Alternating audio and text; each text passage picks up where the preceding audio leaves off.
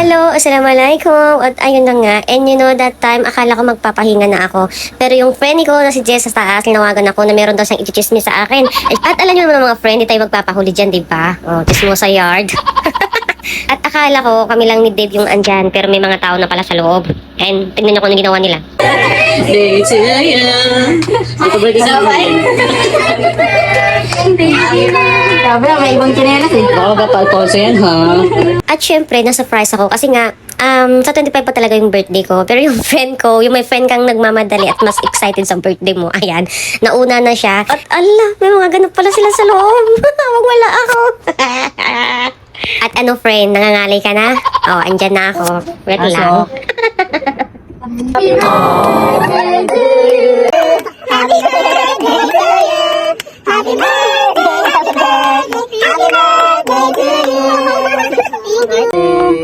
Ano nagulat ako sa'yo? For this special for you. At ang friend ko talaga may pahabol pa. Friend, ano ba? Wala kang cash dyan?